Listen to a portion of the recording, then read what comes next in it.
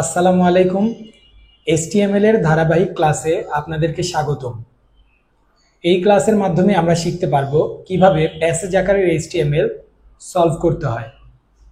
তো আমাদের কোশ্চেনে দিয়েছে a square plus 2ab plus b square h2o, এটা একটা প্যাসেজ আকারে HTML দিয়েছে। এখানে কোশ্চেনে বলেছে HTML কোড ব্যাখ্যা করো। ওকে, আচ্ছা, এই HTMLটা করতে আমাদের কি কি লাগবে? শুরুতেই আমাদের যে কোনো HTML করতে গেলে বেসিক ট্যাগ লাগে। কি লাগে? যে কোনো HTML করবেন আপনি, কি লাগবে? আপনার বেসিক ট্যাগ লাগবে। বেসিক ট্যাগগুলো কি কি? HTML, হেড, টাইটেল, বডি, এই চারটা ট্যাগকে কি বলা হয়? বেসিক ট্যাগ বলা হয়।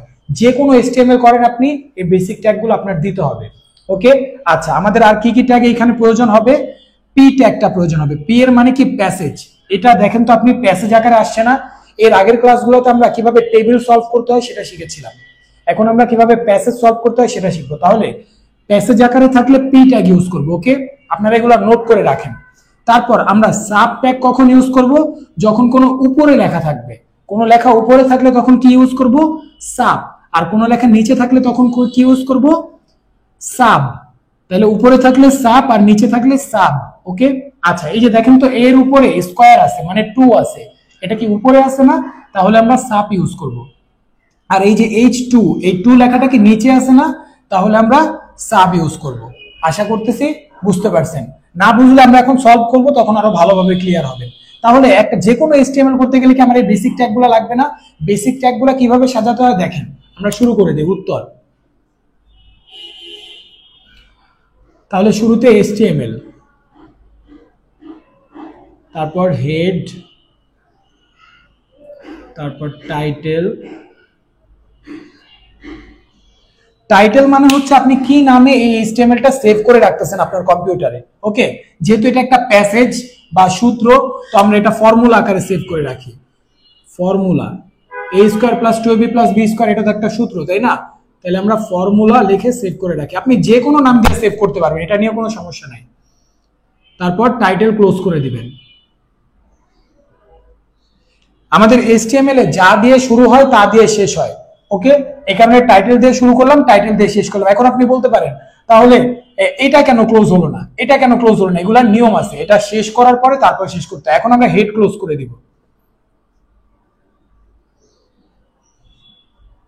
হেড ক্লোজ করে দিলাম। তাহলে এখন বাকি কি? এখন বাকি বডি ট্যাগটা, তাই না? তাহলে বডি দেই আমরা। এই বডি দেওয়ার পরে আমরা এই HTML এর বডিতে টাচ করে ফেলছি। এখন এটা কি একটা প্যাসেজ আকারে আছে না? প্যাসেজের জন্য কি ট্যাগ ইউজ করতে হয়? পি ট্যাগ ইউজ করতে হয়, তাই না? প্যাসেজের জন্য পি ট্যাগ ইউজ করতে হয়। তাহলে আমরা পি ট্যাগ দিয়ে শুরু করব। নিচে পি ট্যাগ দিয়ে লেখা শুরু করব। পি ট্যাগ যদি পুরো প্যাসেজের কাজ শেষ হয় তারপর পি ক্লোজ করব। ওকে, তাহলে আগে শুরু করি। কি আছে? এ নরমাল আছে। ওকে, এ স্কয়ার কি উপরে আছে না? উপরের জন্য কোন ট্যাগ দিতে হয়? সাব। তাহলে আগে সাব ট্যাগ দিব, সাব। তারপর কি? 2 লিখে দিব। তাহলে এই সাব ক্লোজ করে দিব। এখন আমার এই এর উপরে 2 স্কয়ার আকারে হয়ে গেছে। ওকে, আমি যদি এই ট্যাগটা ইউজ করি সাব, তারপরে আবার 2 দেই, তারপর সাব ক্লোজ করি, তাহলে এর উপর কি 2 চলে যাবে। ওকে, কারণ আমরা জানি সাব মানে কি উপরে কিছু থাকলে বসাইতে হয়। তারপর কি আছে? প্লাস। প্লাস নরমালি আছে, প্লাস দেন। তারপর কি? 2ab, 2ab নরমাল আকারে আছে। বি এর উপর আবার স্কয়ার আছে, প্লাস দিয়ে নেই। তারপর বি এর উপর স্কয়ার আছে, তাহলে বি দিব। আচ্ছা, এটার উপরে থাকলে কি দিতে হয়? আমরা জানি সাব দিতে হয়। তাহলে আমরা আবার সাব দেই, সাব।